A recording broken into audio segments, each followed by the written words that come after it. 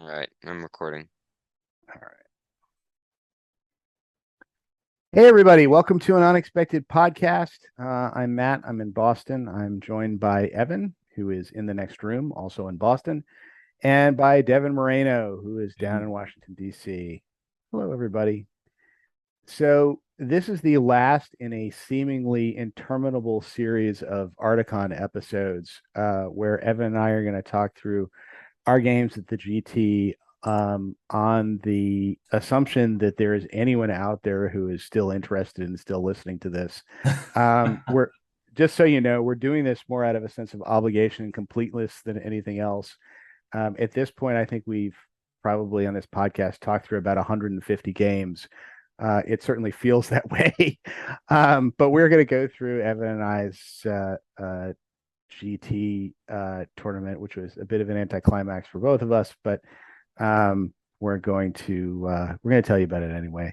Once we do that, Devin is here to tell us a little bit about Nova, which is, as we're recording this, coming up one weekend from now, and what that's all about. And maybe Evan and I will both be there, so maybe if we have a chance, maybe we'll talk through our list. Maybe we won't. Maybe we'll just get there and you'll just have to find out. But Devin at least can talk about Nova and get ready for the big U.S. tournament of the year. So, All all right. So, with that in mind, Evan and I are going to talk to our games for the GT, just as far as which armies we brought. If you listen to previous episodes, you'll kind of know what armies we brought. It's the same armies we took to the Wednesday tournament at Ardacon and the doubles, for me at least. So I guess I'm there. just a recap for anyone who didn't see those episodes. Just a faction. You don't have to go through the whole list. Right. Yeah. Okay. Factions where you guys playing. So I'm playing the Dragon Emperor Legendary Legion at 650 points. The only difference between what we did in the doubles in this one is that my three heroes for this version are the Dragon Emperor, Rutavi, and instead of the Dragon Knight, I'm taking Borgir for this version of it, for reasons. And Evan, you can kind of say what you were playing. Yeah, so I've got Angmar with the biggest of flappy boys, Gullivar, and then the Witch King on horse, and then just a standard orc captain, and then a bunch of orcs with a couple of specters and a couple of wild wargs in there. All right. Then Yes, you sir. guys, I mean, are we leaving as a cliffhanger on how you guys placed until like the end of all your rounds, or Yeah, we're gonna all do right, that. cliffhanger? We're gonna keep you waiting. How out of how many players? How many? So how many were there? It I was want to like say it was 160, 170, something yeah, like okay, that. that's what I thought. I thought it was like 167 or something like that. So a decent sized tournament. Yeah. And remember, Evan got what, second place in Masters? Yeah. Evan Yep. did get So we're second place. expecting big things from Evan. I'm Right. guessing third in the tournament. I don't know. Go ahead. Yeah, definitely. Well, So just minor spoilers, but for those of you who watched our video on the second day of Masters, you noticed I had a particular how should we put this, proclivity for draws. So just keep that one in mind. yeah, that may come up again. All right. Well, all right, Evan. So why don't you tell us about your first game? All right, so first off, scenario number one was domination. Um, I mean, I don't know. I think Rob and Mick already went over the oath system, and I don't really want to spend that much of the podcast going over it. But basically, what my oath was my leader has to kill my opponent's leader. So I was sort of keeping that, um, not kill my opponent's leader, but kill any other hero of my opponent's side. So I was sort of keeping that in mind. But I had much bigger fish to fry as I was paired up against Angmar's absolute favorite army to play against, which is, of course, Assault upon Helm's Deep, which I had previously played in the final round of the Masters. So this was my second Assault upon Helm's Deep in a row. which I must say I wasn't overly happy about. But it was domination, so it wasn't the worst scenario. So Was it like a double basically what ballista classic yep, two ballistas. in one bomb? Trying to remember if there was a bomb in there. Oh, usually that's how Um, they kind of prevent you from I just I jumping in. don't think there was a bomb because Gullivar did not blow up in that game. Spoilers. But obviously tons of crossbows. He actually had a decent number of berserkers as well, which I'm not sure if that's Interesting. necessarily the way to go. Yeah. But he had them. That probably was the So replacement for his bomb, essentially. yeah.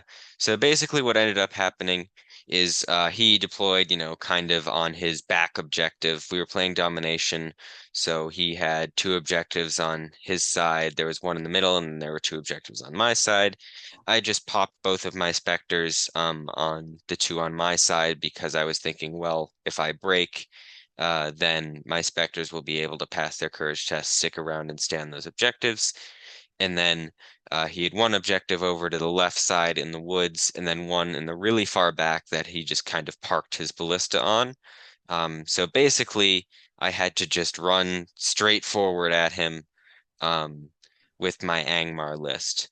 Um, and he sent a couple of guys around to try and fight off my back objectives. By the end of the game, he was not able to get to either of them. I was able to fight them off. Um, Miraculously, his ballistas weren't particularly great at shooting, and I was able to use Gullivar. Um, well, that's the end of the sentence. I was actually able to use Gullivar in this game. He didn't shoot out Gullivar, and Gullivar was able to get in, I think, turn two, probably, into combat. And then he managed to combat off of two guys, charge into a captain and another, and kill those two as well.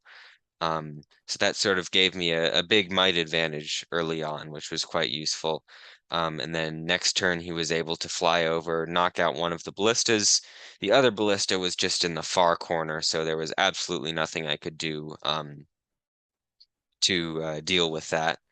Um, and other than that, I just tried to send a couple of guys on the objective in the woods, which was kind of out of the way.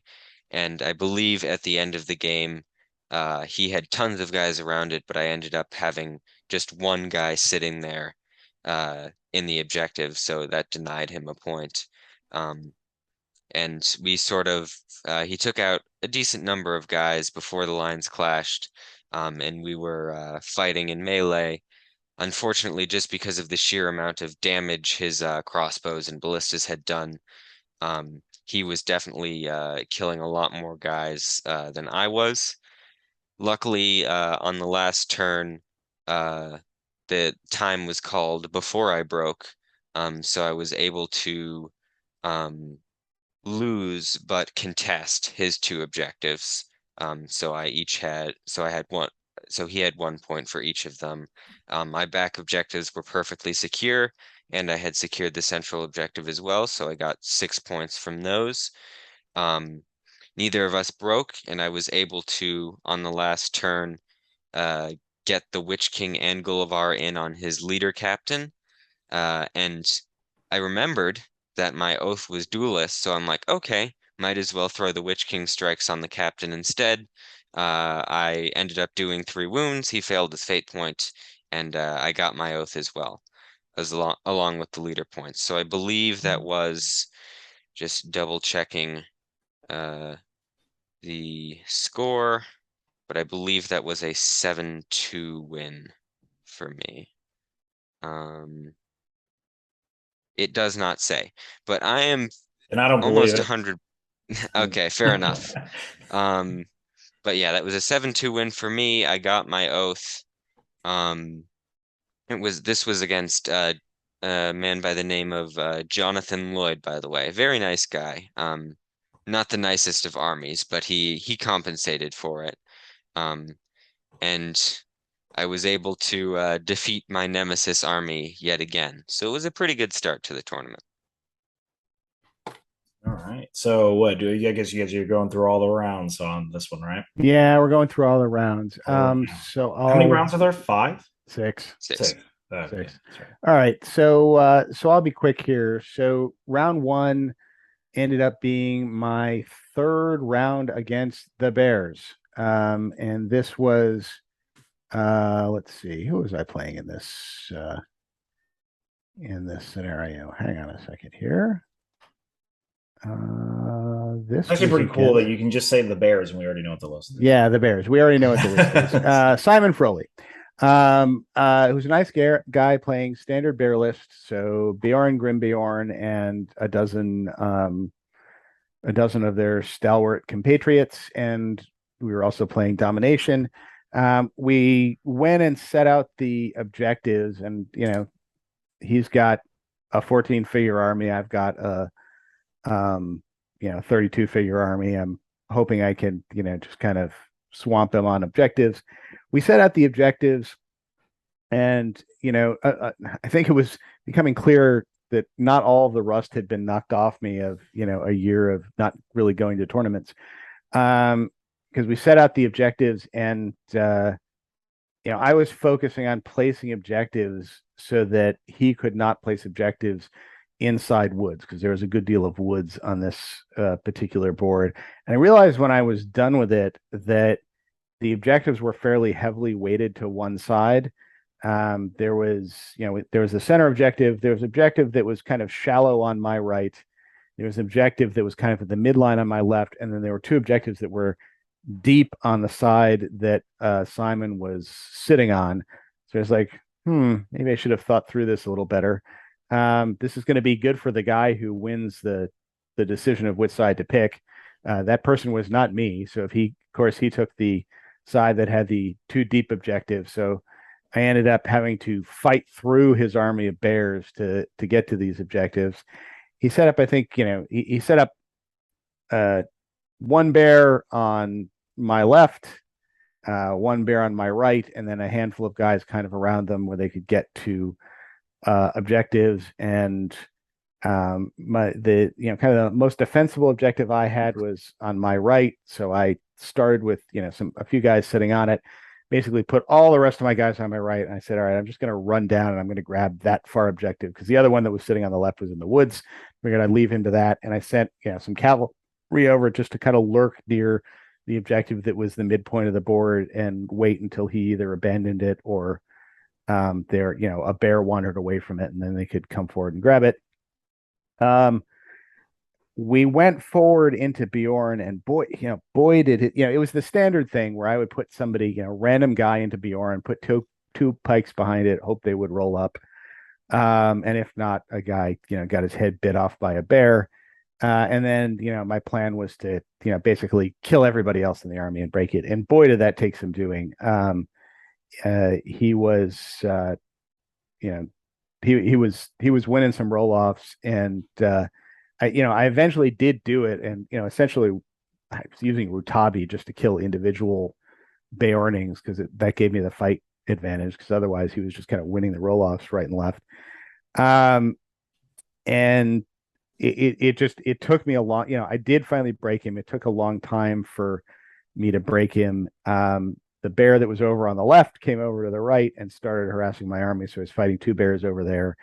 That did allow me to go in and kind of take an objective over on the left. And I think toward the end of the game, he also broke me. But at that point, he'd kind of run out of Bjornings. So I think I was able to get, I think, three objectives fully controlled. He had the one that was back in the woods that was fully controlled. And I had an advantage in the center. He managed to get a bear over there to kind of contest it toward the end of the game.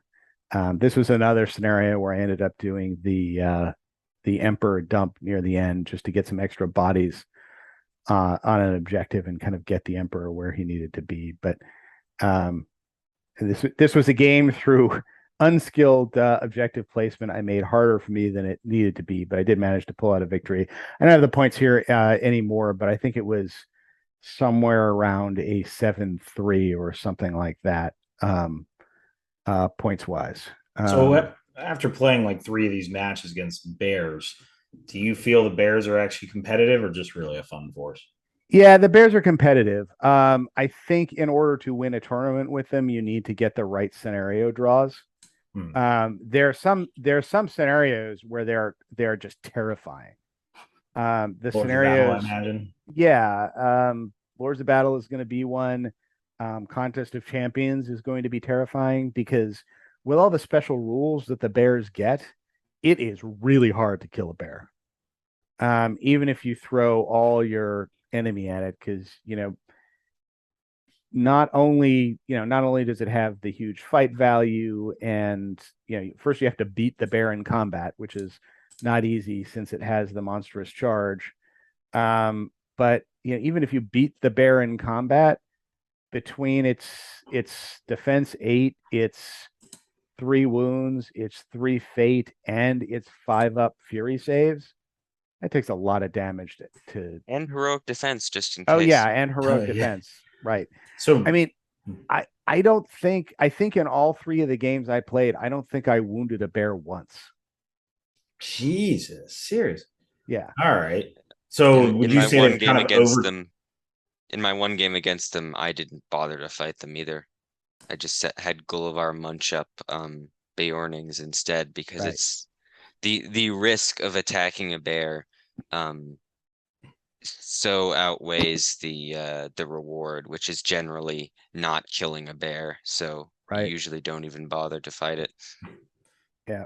But I mean, it also gives you strategic advantages. Like in this thing with the oath scenario, he very wisely, you had a chance to veto one of the 3 oaths that the other person could take. He vetoed my objective based oath. So I was stuck with either killing the bear that was in charge or the bear that was second in command as my Hmm. oaths. And, well, that wasn't going to happen. And so, yeah, I mean, any of those scenarios that key off of like killing a hero, I mean, good God, an assassination scenario against bears. Mm. Um, I don't you know know, anyone who ever played an assassination scenario against the bears. bears. Yeah, exactly. Yeah. So anyway, it is a legitimately scary list. Okay. Okay. So we're going to be seeing it at tournaments going forward, pretty Oh much. yeah, we Oh are. yes. Yeah. All No right. question about it. Looking It's forward to seeing nasty. Manova at All right. 800 points. So they're like fully kitted out. Yeah. All Yeah. right. Round two. Evan. All right. Round two is reconnoiter, and going into it, I was like, okay, reconnoiter seems good. I've got a lot of maneuverable pieces. I've got a flying monster. This should be pretty good. Let's see what I'm playing against. Assault upon Helm's Deep is what I'm playing against. Um, But wait, there's yeah, more. so yeah. So I was paired against Assault upon Helm's Deep for the third time in a row. And I can't say I was pleased with this outcome. Um, so reconnoiter, seeing as you start on opposite ends of the board, literally, and that the ballistas just appear on turn one without rolling at all, basically means that he will get 15 bajillion shots against me, almost definitely kill Gullivar, and probably even break me before combat hits. Um, so going into this game, it looked thoroughly impossible to win and um, extremely challenging to draw. But I decided, okay, might as well try something. Let's try and see if we can get a draw out of this. And the only way to really get a draw is to sort of just sit back and hope that the crossbows and ballistas don't kill all of your guys with clever positioning. So that's what I did. He brought his army on, I brought my army on. We maneuvered around a little bit. Um, Gullivar was hiding behind like 3 layers of terrain just so he didn't get shot at by the ballistas. Was if he'd move his crossbows forward one way, I'd hide behind the ruins over there and then push the rest of my guys the other way. And he surprisingly, to me, was playing very passive. I think he just hadn't realized what my plan was yet. He was still, I guess, under the idea that I intended to push forward and try and get into combat with him and fight him. And I had absolutely no desire to do that. So he's like, okay, I'm going to start pushing forward. And it looked like I might be able to pull a draw, but I decided, well, I saw an opportunity when he pushed a couple of his archers forward up against a ruin.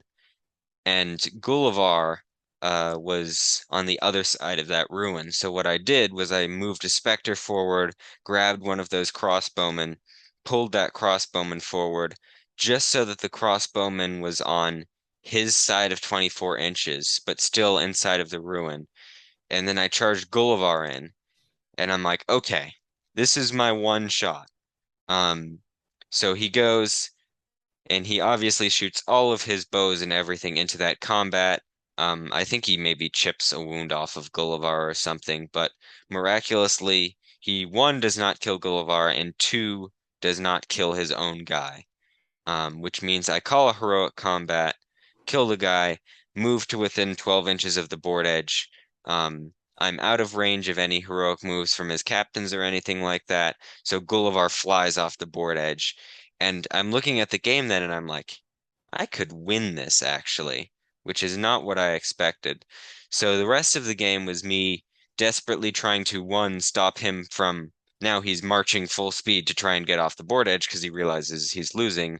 And two, I'm trying to prevent him from breaking me, which if he breaks me, it ends up being a 3-3 draw. And unfortunately, on the last turn, uh, I am unable to do that, and he just about breaks me. I had one shot to try and get a win, which was, I think it was something like a 9 or 10 dice black dart on his leader captain to try and chip a wound off him. His leader was out of might points, so once I secured the wound with a black dart, it was a 50-50 shot. Unfortunately, it didn't go my way, so it ended up being a 3-3 draw, which anything that wasn't a loss, I was happy with in that scenario. So I think it ended up going fairly well. And nobody got their oaths. Nothing really happened with that. Yep. So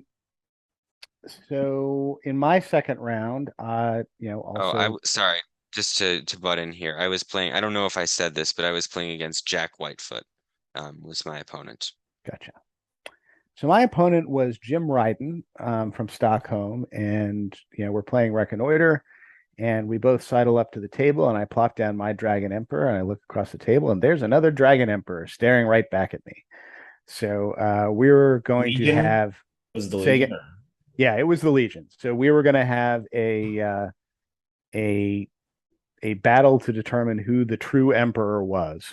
Um, and we had a table that created a bunch of narrow choke points. There was a bunch of terrain on this table, or at least there's a bunch of terrain kind of in the middle of this table, kind of across the board edge. So there was a small channel to the left on the other side of the woods. There was another small channel. Then there was kind of like a farm, and the other side of that there was another small channel. The other side of that, and then there was another farm, and then there was another small channel. We ended up squaring off against each other. So the difference in his list, he did not have Rutabi.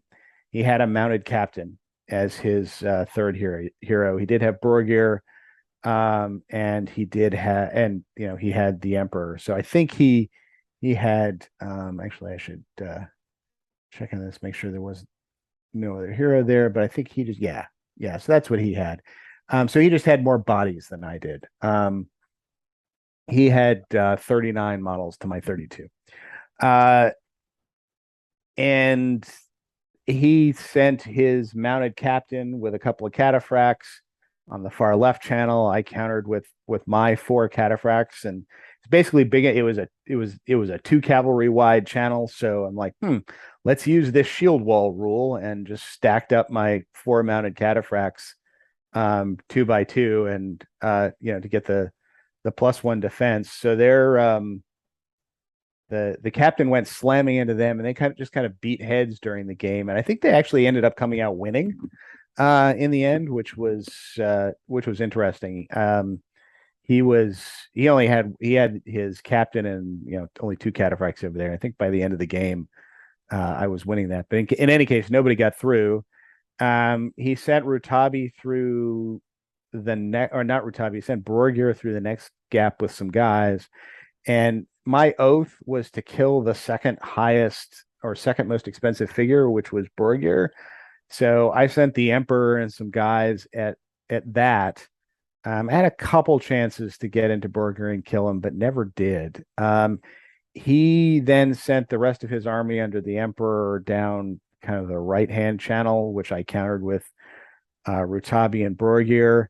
And it was a choke point, and Borgir and Tremor loves a choke point. And someday, I'll say this about Borgir. Borgir is like hair. Sometimes you have good Borgir days, and sometimes you have bad Borgir days. This was a good Borgir day for me, and this was one where about half the dice he rolled were sixes. So there were cannon like tremor shots going off, and I think he may have killed like 8 guys during the course of this game on his own. And between him and Rutabi, because Jim didn't really have an answer to Rutabi, they kind of carved through that right hand force and were doing a good deal of casualties.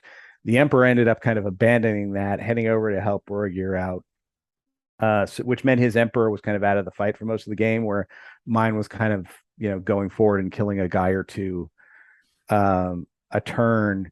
And it basically, we came down to the end and we realized nobody was going to get anybody off because we were just all too choked up.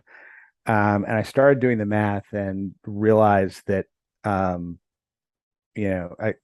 realized I was in range of breaking him, and he really was not going to break me, mostly because of the damage that Borgir had done. And managed like the last turn or two of the game. I can't remember if it was the last turn of the turn. It may have been the turn before the last. I broke him. And that was the only thing that was done. So it ended up being, I think, a 3-0 to me is how it ends up working out. And I never did get Borgir, so I was never able to get my oath. Because once Borgir had kind of used up his will on his side, he just kind of buried him in bodies. So that was that game. So I ended up with my second minor win. Evan, back to you. All right. So this is round 3. So I was on winning a draw on this point and one oath, so I was feeling pretty good. So my chances were still okay to keep climbing. Obviously, I wasn't on the full wins. Um, then I was drawn against someone who participated in the Masters, which was a little concerning. So I was playing against Sean Lang, who I actually played in Masters as well.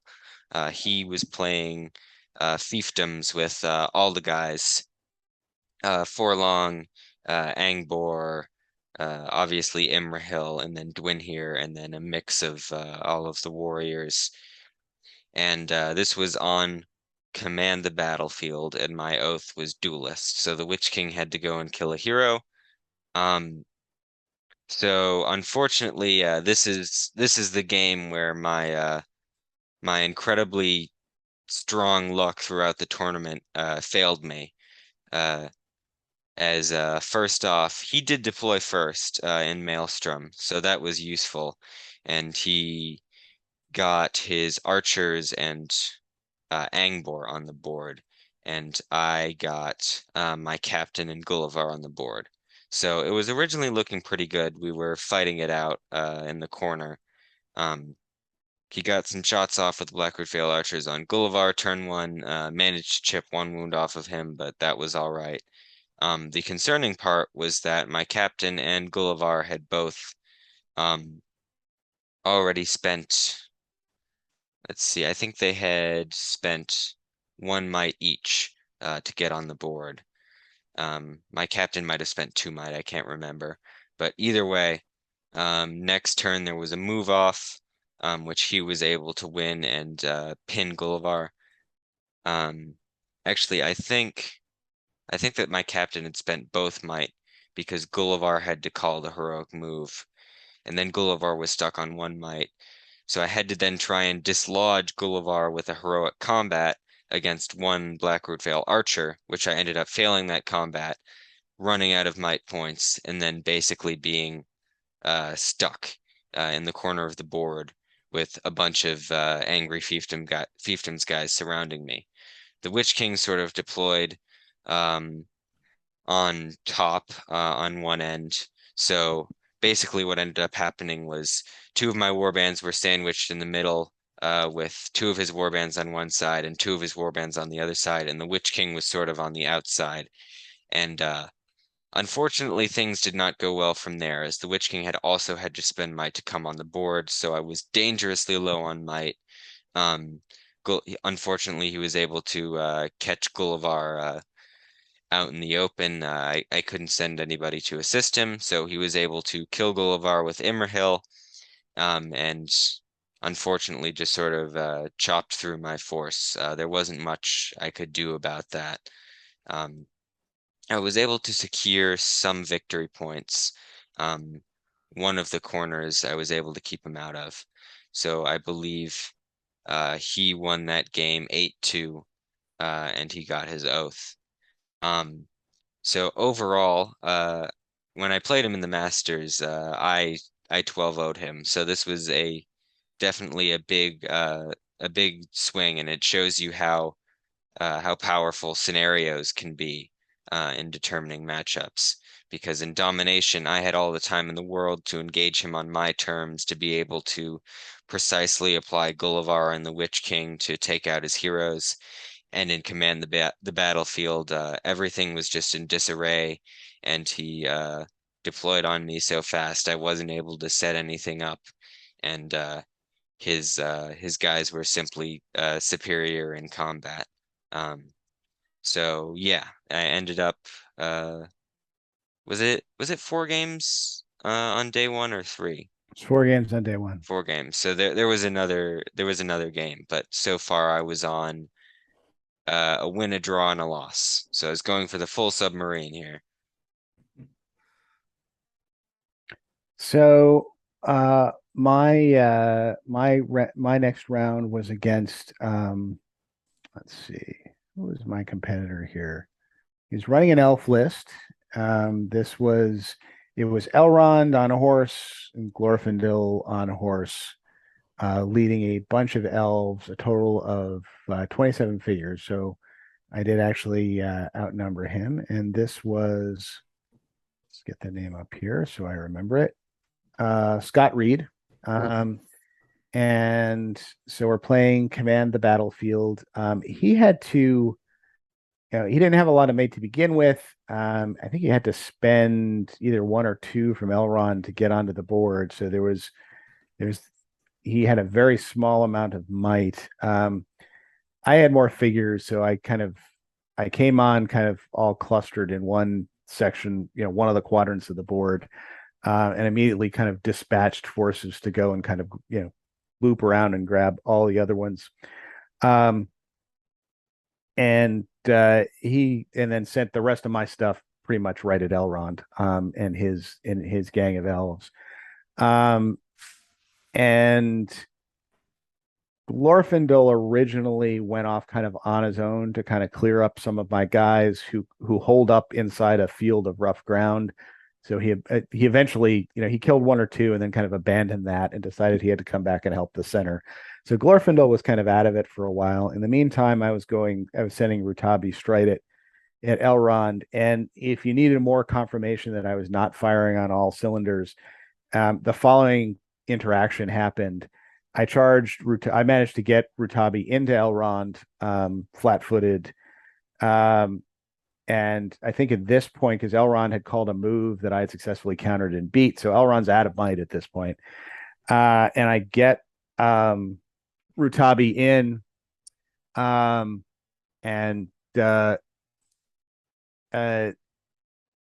I call a heroic strike, and I then roll for the strike up, and I roll a 1, and I go, oh, I guess we're tied, and then we do the fight. And we get the same fight value, or we get the same number, and he rolls it off and wins on the Elven Blade. So I don't kill him. Second time, He I has an get Elven Blade, though, right? Rutabi does not. This is Rutabi fighting. So he was winning on Uh, 3-ups. I thought all the Easterling heroes had Elven weapons for some reason. No, it's only the Dragon Emperor. There was an error there that keen listeners will no doubt have picked up on, but I didn't. So next round I go in, and this time I get Blade Wrath cast on him. Again, he strikes up. Again, he rolls a 1. I'm like, well, damn, we're tied fight values again. Again, we roll, we get the same number, and again he rolls a 3 and wins the roll off. And I never did end up killing Elrond. I did manage to kill enough of his army to break him, and there was just kind of more of me. So I managed to outnumber him in I think several of the quadrants, and ended up winning that round. And then at the end of the game, I'm recounting this story to Evan and Mick, and they're going, "You do realize Elrond is fight 6, right?" Yeah. And there was a long pause. Yes. So for those of us who have read both Rutabi's and Elrond's profile, She's fight 6. um, Yeah, you may have noticed that they are both fight 6, which means 1 plus 6 is 7. Therefore, Rutabi would have been higher fight value than Elrond, and most likely over 2 turns would have won both fights and killed him. yeah, However, unfortunately, it appears that sometimes math is yeah. elusive to Well, even the best military minds. it's reasonable to think Elrond would be fight 7. Well, I wish it was. I wish it was anything that defensible. I think it was more likely the fact that this was game 13. I'm still somewhat jet lagged, and this was also you know, I'm also probably extremely dehydrated at this point. This being the third game of like the fourth day in a row being fought in 80 plus degree temperatures. But in any case, I managed to kind of win that game in spite of myself. So I ended up at this point having, and also managed to not get my oath in this case because I had thought it was guys within 3 inches that count. It was actually guys within 6 inches that counted, and he had some guys within 6 inches. So oh well. But so anyway, we ended up. I ended up with on 3 minor wins coming out of this. So let this be a lesson to people. In order for Elrond to be good, your opponent has to forget that he only has fight value 6 and Yep. think that he is fight 7, and Yeah, then Elrond is quite Elrond can good be if good. Elrond is quite resilient if your opponent assumes that he is fight value 7 and you do nothing to correct that. Indeed. So Player agreement overrides the rules. yes, so does player ineptitude. All right. All right, so round 4. All right, so I am on, as I previously said, a win, a draw, and a loss. So I'm like, okay, hopefully I'll have a nice set of chill games for the next 3 games, and I'll just have some fun. And of course, I was drawn against another person who went to the Masters, logically. This was Franz Murda, who I believe was the Finnish champion. And he Evan, there's had, only 160 players. You were likely to fight a Masters player. There's like yeah, that is definitely how that works. So I was obviously super, super happy. We were on table 38 to give you reference. So you do not expect to be fighting other Masters players down there, but I guess that's just how the cookie crumbles. he was probably just Um, as mad to see you. oh yeah, he's definitely seemed like it. So we were playing a Clash by Moonlight, which is the one where you kill heroes, and he had a interesting list, um, being the Shadow Lord on Fellbeast, Gurits, um, and the Spider Queen, and then just a bunch of Black Numenorians supported by Roranan Orcs and a Bat Swarm in there. The issue was he did not want to charge me because he had heard stories about what my Gullivar had done and just how brutal Angmar is in general. And I was because of his Black Numenorian terror wall, physically incapable of charging him, which means that we just sort of sat around at a stalemate for like an hour. Um, though I would point out that in that hour we played approximately 3 turns. Um, Terror check. and Franz, I'm speaking directly to you here. Um, you are a lovely guy. You are obviously a great player. You got into Masters. I would recommend in these scenarios and in some other instances, um, obviously against Angmar, you need to be very precise with your movement, but I would like to actually play the game. Is the only way I can really put that. Um, he was a little bit slow. Um, which is all right because I think in that game we probably wouldn't have made that much progress anyways. We ended up, I think it was about an hour in where I'm just like, okay, we're clearly not going to make any progress on this. I'm sort of just sitting around while you move, and then I push my guys up, and then you move. So let's just call it a draw. And he agreed. So we ended up so I ended up on another draw. So I ended day one on a win, a loss, and 2 draws, which is an interesting day one to be sure. With a low VP count, it sounds like hearing from it. Yes, quite low. We had a loss and 2 draws, kind of the definition of middle of the pack. Yes, that is true. Though I Uh, think technically it's below middle of the pack because middle of the pack would be 2 wins and ah, 2 losses. who cares And about a win technicalities? and 2 draws is actually, as I learned earlier in Masters, 2 draws is worse than a win and a loss. Win a So loss. Yeah. I'm slightly below. Yeah, because So yeah, yeah, yeah, because a win is 3 points and a draw is one. Like kind of like how Neither of these are correct. A okay. win is 5 points and a draw is two. So So it functions yeah. roughly the same thing. Um, but it just compensates for the fact that if you get an oath, yeah, your 1 point loss gets bumped up to no wait, your 0 point loss gets bumped up to a one, and then 2 point draw gets bumped up to a three, and then so right. on. Um, all right. So my round four, Clash by Moonlight, I drew Goblin Town. So, this was Ivan Angeli from the Italian team. And this was, standard Goblin Town loadout with Goblin King, Golem, Grinna, Scribe, and then lots of goblins and goblin captains. It's an 80 something figure army. And I decided I was going to go out and try and have a fight here and see if I could.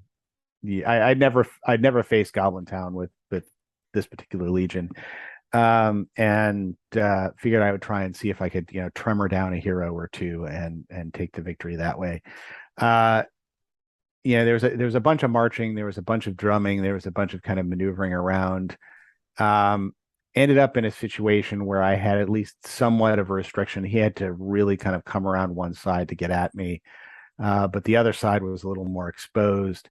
Um, in retrospect, I probably just should have castled against Goblin Town. I think that's in a scenario where you don't have to take objectives to win. That's probably just the best thing to do. Uh, so we ended up kind of going in having a slugfest. You really need to kind of win the first couple turns of combat in these things against Goblin Town to kind of knock them back on their feet. And I didn't. I think I lost like 5 guys on the first round, and that was just kind of heads up. My 3 guys bannered against his 4 guys, and he just would outroll me and then kill the guy in front, and that kind of happened across the line. I did kind of do a little better in second rounds. The other thing that really didn't help me here was I had a bad Borgiri day. He had a couple attempts where to take Gollum down, where either the spell fizzled or I think there was one time he failed to wound Gollum and I think rolled a 1, so I didn't want to spend both might points just trying to get a wound on Gollum. But in the end, yeah, in the end, he was kind of able to swamp me. He didn't get any of my heroes. I didn't get any of his heroes. I had a shot at Grin on the last turn, but he very competently used his swap with me to get Grin out of trouble. Um, but he did break me, and I was, I think, still like 8 guys away from breaking him at the end of the game. So you do get a lot of points for breaking somebody in this. So I think this was a 5-0 to him, because I think you get 5 points if you break your opponent in this particular scenario. So Impressive you broke Goblin Town. hmm? This is Goblin Town, right? That you Well, broke? no, he broke me. Oh, he broke I you. I was 8 figures away from breaking him, I think, at Gotcha. the end. And so this was a 5-0 to him. So I finished up the day with a 4-1, and neither of us got our oaths on this too, because they were all we each vetoed the objective oaths, and nobody killed a hero throughout this game. Uh so I ended up 3-1 on the end of the day, bringing us to day 2 and round 5. All right. So with my incredibly wonky scoring from the last day, I finally ended up with someone who, one, did not have Assault upon Helm's Deep, and two, did not play in the Masters. So I was feeling pretty happy about that. Um, and then I realized they were playing Army of Dale, which I had never played before, but looking at what they've got in their list looks absolutely awful for me. Because one, they had just an absolute ton of shooting. Um, I think he had like 13 shots plus a captain, which I didn't pick up at the time, but it was actually illegal because he had 39 models, which means discounting the heroes, he had 36 warrior slots, meaning he should have had 12 bows. But in my incredibly exhausted state, um, I picked it up, asked him about it, and he's like, "No, I'm fairly sure heroes count for bow limit." And I don't know what was going through my head, but I'm like, "Oh, yeah, that makes sense." And then I moved on with the rest of the game. To be fair, they Um, it, probably wouldn't have done a lot in game 5 to correct that. I mean, I no, guess. probably not, but it just proves that my mind was not in the present at that stage.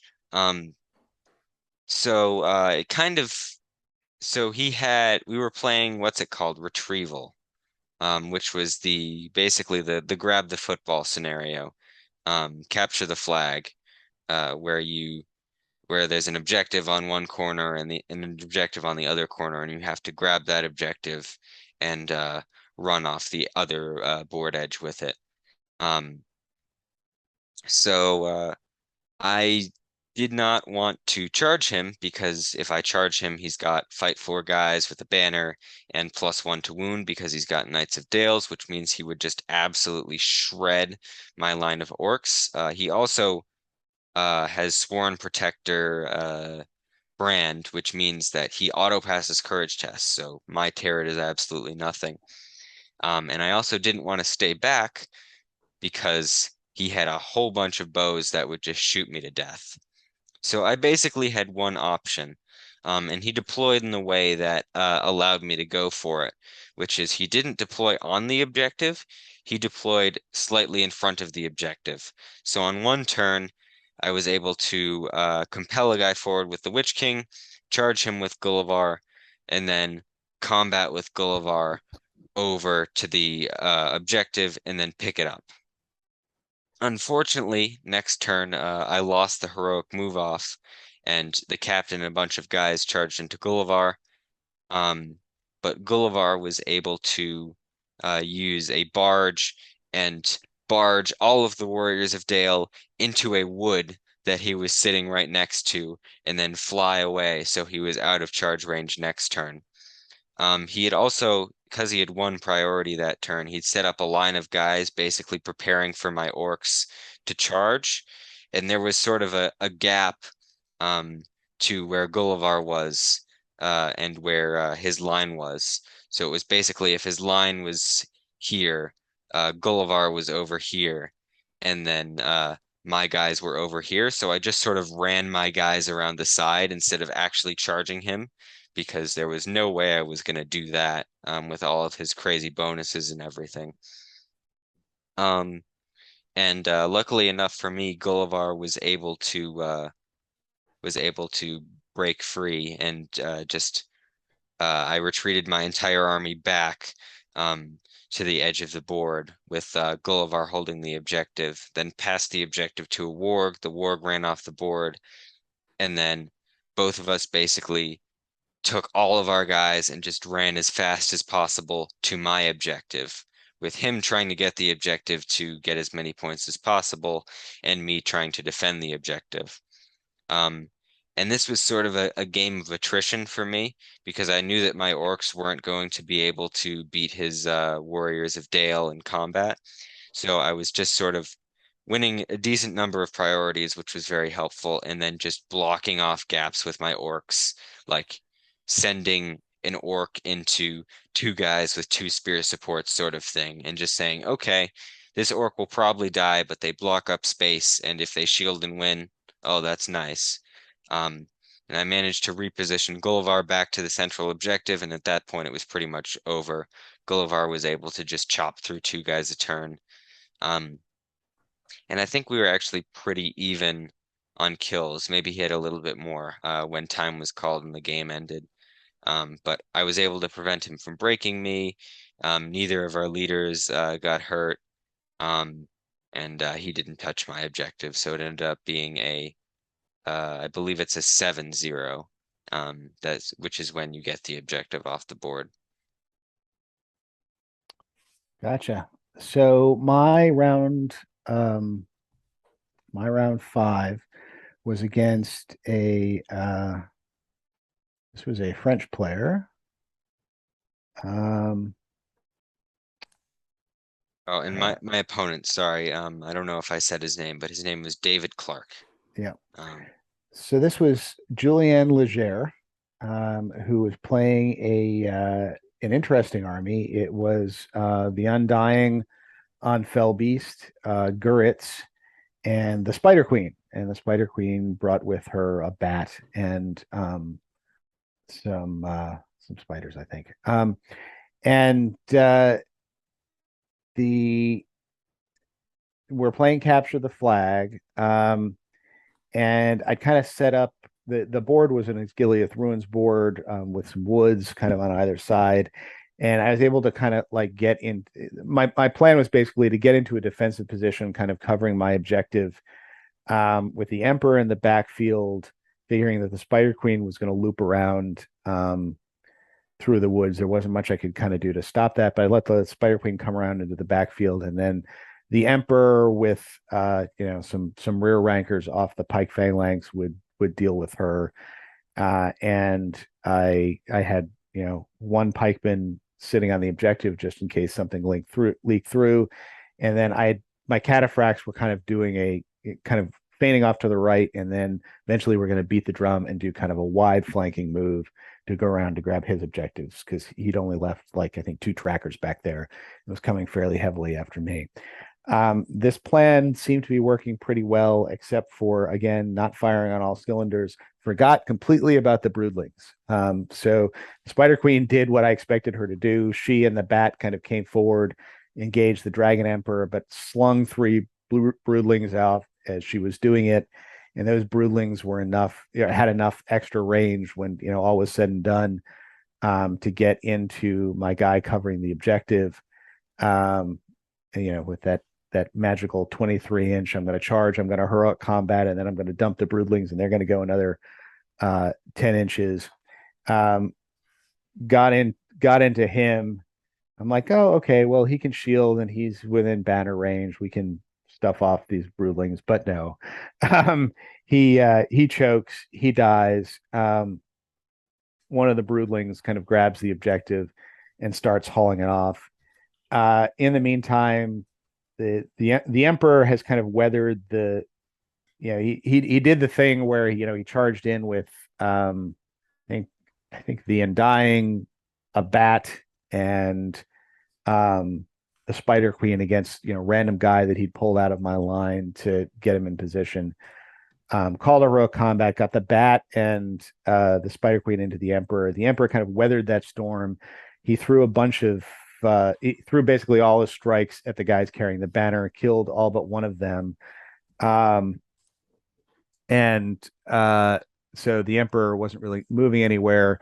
The Emperor's like, aha, yeah. So and then starts running the broodling with the toy starts running, past the Emperor outside of, his now 1 inch move range. The Emperor says, enough of this. It's time to get off of this useless chair. Dismounts and is able to use the dismount and additional, once you place him next to the base and then move him, has enough range to kind of run down the broodling on the next turn because he's the only other guy. He's the only guy over there with might. Calls a heroic move, gets into the broodling and says, damn it, give me my relic back, and takes the relic back and starts waddling back to the center of the board while Rutabi comes in and finishes off the Spider Queen. Unfortunately, this has given him 1 point because he has successfully moved to the objective. My wide right seems to be working. He moves the Undying out. I've measured it, so he's actually I out just of. I just want to butt in here, Yep. because I'm not sure how this rule works. Can you put the objective back and then it counts as him not having moved it? No. Once he has moved it, he has moved it. You must, once you have it, move it back to where it comes from. That's the only thing the figure carrying it can do. But once he has moved it, and he gets the 1 point. Huh. In any case, I didn't actually succeed in getting it back to the center by the time the game ended, but that's my understanding of how the rules works. That's mine too as well. Yeah. Just moved it, it's over. Yeah. In the meantime, so I've carefully measured, so I'm outside. The Undying kind of reacts what I think is a bit too late and goes flapping off after my cavalry that's kind of going wide right to go down and get his relic on the other side. And I've measured it so that he's kind of out of compel range of my cav. However, I have drummed, and I'm not sure this ruling is correct, but this was the ruling, so this was the ruling we went with. The ruling was that because I had drummed that turn, he could compel the cavalry 7.5 inches instead of 5 inches, which put one of my cavalry in range of the Undying, which got him in range to be able to call a heroic combat and kind of get in on my cavalry. I still managed to get one. I got one cavalry through out of 4, and got to the point, and eventually had his horse plinked out from him by one of the trackers, but did manage to get to the point where if I'd won priority on the last, basically it came down to priority on the last round. If I'd won priority on the last round, because this point the Undying was out of might, I would have been able to run in, grab the objective, and just be sitting there with a 3-1 win. And unfortunately, he won priority. The Undying came in, ate him, and ended up being a 1-0 to my opponent. But it was a fun game. There was a lot of tactics in that, and definitely got surprised by the broodlings and had to come up with some cunning plans to work myself back, but not unfortunately enough to get out of my 1-0 deficit. So is that the first time you've ever willingly dismounted the Dragon Emperor? Oh no, I've now willingly dismounted him several times. That was, I think, the first time where, basically I had to dismount him, because if I didn't dismount him, basically I had to dismount him to move him. The other times I've dismounted him either to get extra figures at like the end of the game on a critical objective, or because I needed to like get him into some place where he needed to get, like to kill a key hero or something like that. So, but one thing people don't realize is because his base is so huge, and when you dismount him, you put him in base contact with the old base and then remove the old base. He actually can. He's got some. When he dismounts, he can move. Because he's He doesn't have to start in the middle of that 80 mil base. He can start at the edge of that 80 mil base and move. So, all right, that was my round 5. We come into the final round, round 6. And unfortunately, I'm now down 3-2. All right. So I was paired against Kevin von Ravenswatch, who was playing the Emperor Legendary Legion. And this was a particularly interesting game because sitting directly to my right was a very odd and strange man by the name of Matthew Iverson. Oh yeah, that's And right. he looked like he was playing like a complete buffoon, but I decided to see More what on I that can later. do into the death. Actually, Oh, it who is wasn't. on your left hand side? Um, wait, this one sec. Um, sorry, who is on my left hand side? Yeah. That was Jakob, um, Yep. from Poland. Who is the I don't think he was the Polish master, but he was a master from somewhere, who played in the Masters tournament. Um, okay, that's weird. In the last round of the team championship, what scenario did you play? It was Fog of War. Fog of Oh War. no, wait a minute. That doesn't Yeah, I was sound about right. to No, say that's wrong. I played to the death, and Yeah, it I'm was to fairly the sure death. you did too. Yeah, it was to the Yeah, death. this says Fog of War and It Tourney was for it some was not it reason. was not Fog of War. We were Yeah, playing to the death. it was Yep. 100% to the death. That is the scenario that Kevin and I played. So I was basically backing up against him because I didn't want to. I wanted to get into a good position where I could get Gullivar in, where I could get my numbers in. So I was trying to pull him through these buildings.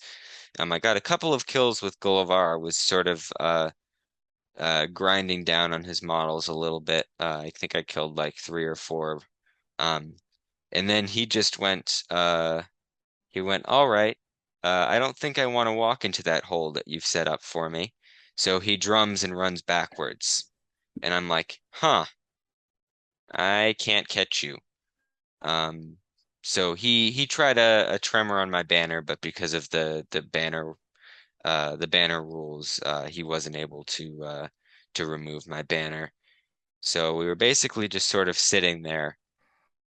I had a banner, he had a banner, nothing else was going on. I wasn't gonna catch him.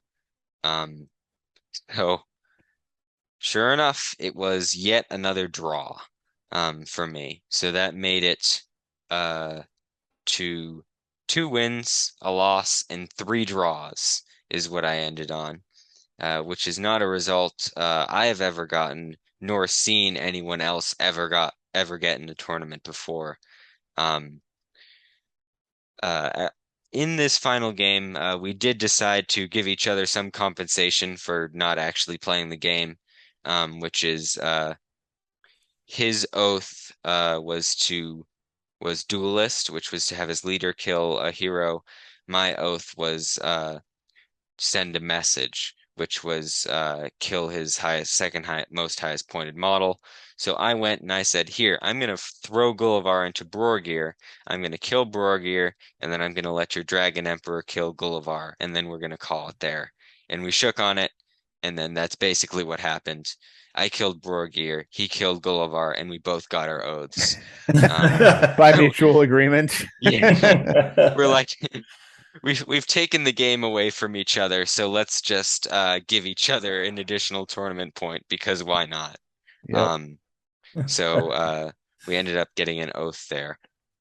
Um, so overall, throughout the entirety of the what was it, 5 days that we played, I ended up on a very weird um 10 wins, 5 draws, and a loss to end out my full Arcticon score. Um, and I think I got looking here, I got a mighty 68th place at Arcticon in the team championships, which is actually higher than I expected, I'd say, because my scoring runs out equivalent to about 3 wins and 1 oath. So I guess I'll take it. Top half. Okay, so my round six, I was playing Robin Pronk. Robin Pronk was playing fiefdoms. He had a his loadout was Imrahil and some guys. And I think it was Imrahil and a couple of knights and some folks on foot. Uh, Forlong on I think it was Forlong on horse. Uh, Definitely a Forlong. Whether it was on horse or not, I'm not 100% sure. Yeah, Forlong had a Forlong on a fat horse, and then Dwayne here with 11 Blackroot Vale archers. Um, and we're playing Fog of War, or I'm sorry, we're playing To the Death. So I set up, 12 inches in, as I should. He sets up like 6 inches from the rear edge of the board with his block of archers sitting right in the middle. And we go to turn one. Turn one comes, and I think I win priority. And I look at him and I go, I don't move. And he goes, well, we could sit here and draw. I said, nope, we can sit here and I can win 2-0 because the thing on the back of that emperor's chair is a banner. He looks at me and goes, crap. That was very nice of you to point Yeah, out. that's right. Yeah, I was about to say, if I was playing that scenario, I would have moved every single model 9 inches to one side. In the next turn, I wouldn't have said anything. I would have moved every single model 9 inches to the other side and just back and forth and waited for them to figure it out. Yeah. So Yeah, that was you could have very been nice of like, you. if the guy was like, "Oh, I guess we could get a draw," and you'd be like, "Well, whatever you want to do," Just- I wouldn't have done that. That would be Yeah. lying. no, no. Um, Well, I don't. Is it lying to be just like? I mean, it just depends on what your mission is. What are you trying to do? yeah. Anyway, There's different tiers yeah. I mean, I, of play here. We've got Dad, who's just super nice about it. We've got me, who would move the models and take the win, but if asked, would respond. And then we've got Devin, who would just lie to everybody and say, I you know, didn't lie. I was just he said, "Well, I guess we could draw," and I'm like, just depends on what your strategy is. What are you trying to do? I mean, that's not in any case, my opponent realized the error of his ways, and began to advance forward and ran forward till he got within 24 inches. Once he got within 24 inches, we settle. It was funny because we were kind of playing this World War II type game where like my entire army would like stand up and run from one covered. I'd drum. We'd stand up. We'd run from one covered position like to another covered position, like a little bit further up the field, and then he would come forward half move and take some shots. And the next turn I would do it again until eventually it came to grips. Fortunately, there was enough terrain on this table, and I was able to kind of manipulate it well enough with the extra move from the drum that I think by the time we came into contact, I'd lost a grand total of one guy from his shooting, which, given that he's got Dwin here and 11 Blackroot Vale archers, I took as a victory. The other problem is problem for him is once I got in, his Blackroot Vale archers were like front and center of this army. And Imrahil, who is terrified of Tremor, was kind of like locked out because there's we were fighting on a frontage of about a foot between two of these um uh Osgiliath terrain pieces, um and I kind of locked up that frontage. Imrahil was in the back, and just the phalanx at that point just kind of like leveled pikes and went forward, with the Emperor standing at the back saying, hey, I got 2 victory points here, I'm going to leave the rest of the fighting to you. um and Forlong was actually my target for the oath, and he plunged in against Rutabi, and Rutabi was perfectly happy to let that happen. And horse or no horse, Forlong was going to be no higher than fight 5. Rutabi was going to be fight 6. I did understand at this point that 6 is more than 5. So Rutabi with um, a couple pikes behind her, um, took down Forlong in a couple turns, and meanwhile, the rest of my guys between one thing we discovered was that Blackroot Vale archers do not stand up well to tremor. They go down pretty quick to that, especially when they're in nice neat lines that Borgir can come up and kind of shoot down the length of. But that was one of those things where Imrahil had to go kind of wide left to kind of get around this mass to get at me. By the time Imrahil showed up, the line that he had spent so much time to go around had basically collapsed.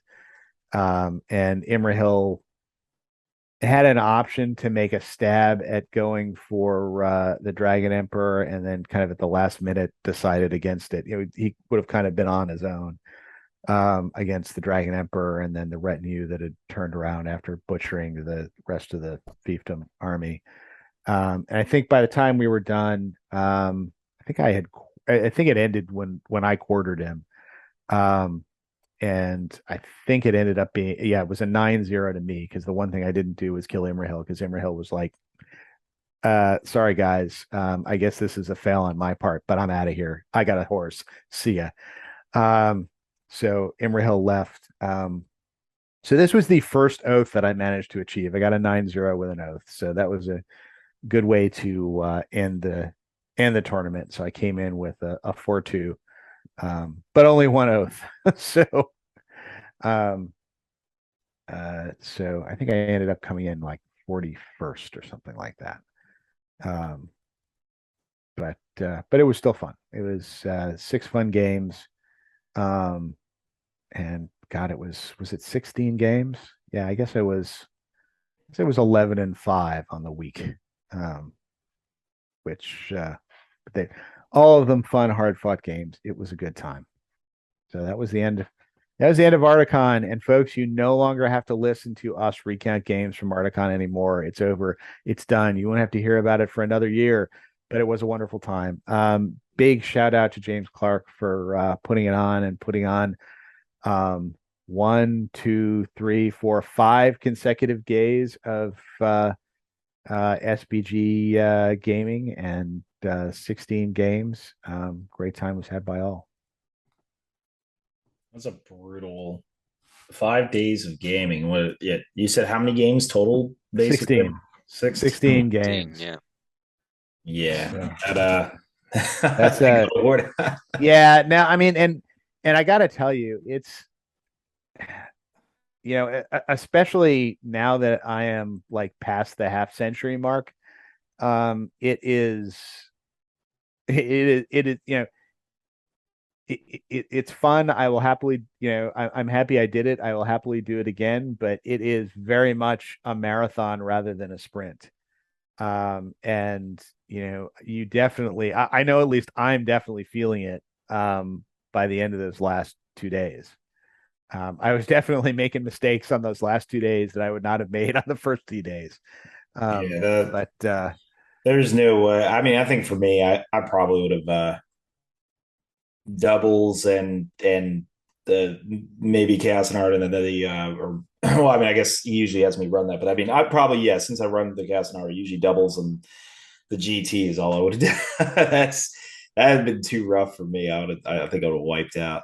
So yeah, well, on the other hand, if you're going to come over, if you're going to spend all the time to come over and do it, you may as well just do it, right? I love the first 4 or 5 Arcticons without doing the double double. Yeah, I don't know. I mean, I wasn't there, so it's tough for me to say like what I would have done, because maybe I would have just went ahead and did it. But yeah, that's in my mindset. I'm hearing the aftermath of what you guys went through, and I'm like, yeah, I'll just do 2 of them. so maybe that I have the benefit of hindsight or something. I mean, the one thing I will say, I mean, a part of this was because of various things that were kind of outside our control. Usually when we do the Ardacon tournament, what we do, we usually pair it with a vacation. We usually come over and do the vacation first, so that by the time we actually hit Ardacon, we have adjusted to the jet lag. And that really helps. Unfortunately, due to circumstances having to do internal here, we did not have that option. So we had to come and do Arcticon and then do the vacation part after it. So the going through the 5 days of gaming with the jet lag and, probably sleeping something like 4 hours a night or something like that. That's a lot tougher than when your sleep schedule has actually corrected and you Yeah. can sleep 6, 7 hours a night. I think that makes a huge difference for folks coming for overseas. If you're one of our U.S. listeners that are contemplating going for Ardacon, I would strongly suggest that especially if you're going to pair this with some sort of vacation or sightseeing, you do it first so that you have fully adjusted to the time by the time you're actually hitting the games. That is, having done it both ways, that is definitely the way to do it. But so we do not have this problem next weekend when we're going to Nova because we are traveling within the same time zone. And while we are not going to play 16 games, we are going to play 8 games. So half as much in 3 days. So Devin, tell us about Nova. What do we have to look forward to here? All right, well, I guess we'll go over it fairly briefly here. Nova's 5 games for the GTS. You got so I tried it one year at 6, which honestly, Nova needs to be 6 games. It has to one day, but it's very tricky. A lot of U.S. players aren't used to it. I know I did it like last year. Well, not last year, but those previous year, and it burned a lot of people out. So it's back to 5 for right now. We actually have 102 people signed up. So the wait list beyond 86 to 102. Nova managed to get some slots opened up that we didn't previously have available. They just did that maybe a month ago, not even that long ago. So I went ahead and said, sure, we'll open up a few more. And so now I think we're at 92 players or something like that. So I didn't let in everyone. But basically, that's essentially what it is. We're in the 90s, wherever that is in the 90s. I have a spreadsheet and all that. But yeah, it's basically just cast and art of doubles and the GT. Normally, we have a seminar that is not actually happening this year because Rob Alderman couldn't come. So in his stead, Jay Clare is coming, but he is not authorized to do a seminar. So instead, He doesn't have the super secret squirrels clearance in order to do a seminar. He does not have the authorization. So, but we thought about a couple ideas. We're not doing any of these, but like, we thought about a couple ideas, and I'm going to tell you about that we are not doing. Well, no, I'll say it. Like one of them I was like, Jay, why don't we, or I actually, no, this one I didn't pitch to Jay. I actually pitched to someone in the local community, but I was going to tell him like, hey Jay, why don't we just like have a beer, sit down at a table, and pretend no one else is around us, and let's just have a chat about the future of the game, like not a seminar, but just me and you having a conversation. And if you want, we'll actually have a beer. Yeah, exactly. We'll bring a beer. I mean, it's going to be in an auditorium, and we're going to sell tickets. But we'll be just 2 guys having a beer. Yeah, just everyone else just paid tickets to be in a room. That's all it is. But no, we decided to let it go on the whole. I'm sure Jay will, if you catch him, I'm sure he's prepared for the bombardment of questions. But yeah. So all we're gonna do actually that Saturday evening, I believe Dwayne Fleck, one of the judges of the event, is orchestrating like a viewing party, and the viewing party is for the new Amazon series coming out, which I believe comes out that Saturday night. It does indeed. Yep. So we're going to be doing that instead of in a seminar, and we are encouraging, just due to the, I'm going to call it controversy of it, we're encouraging only positive people to show up. And so negative people will be shown the door. Yeah, just like if you're coming in there expecting to hate it, then just watch it on Tuesday or Monday. Hate it on your own time. Yeah, exactly. So basically, oh, that's fun. I didn't realize that was going to happen. So when is that going to be?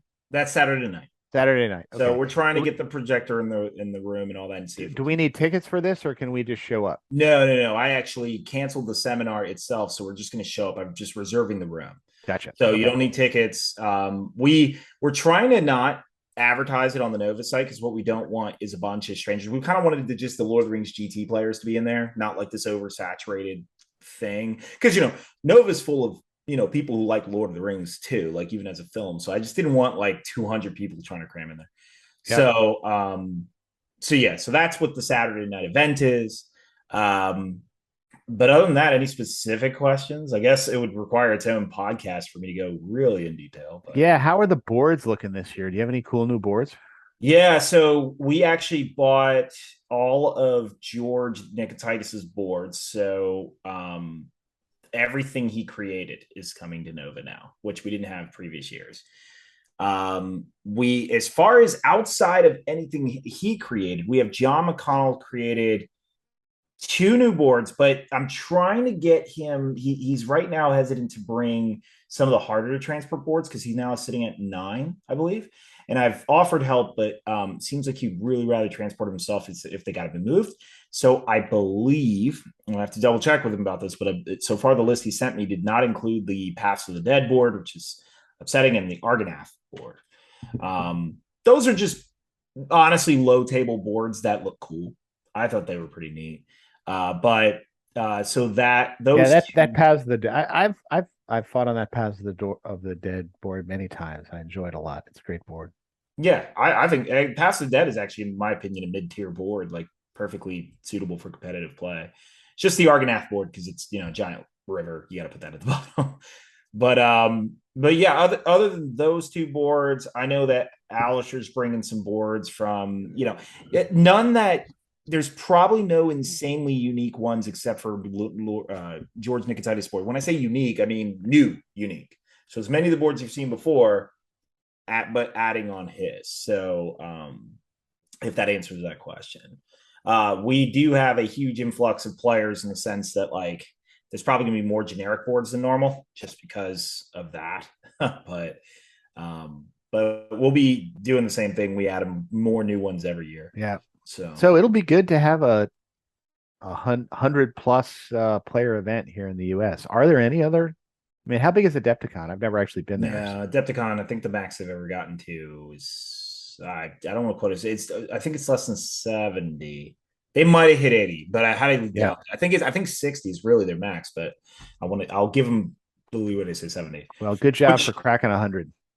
Yeah, it's keep in mind though, not 100 are playing. So we have 102 on the wait list, but I can't actually let 102 in because I don't have the boards. We don't. How many will actually be playing? 90 something. 90 something. All right, so close.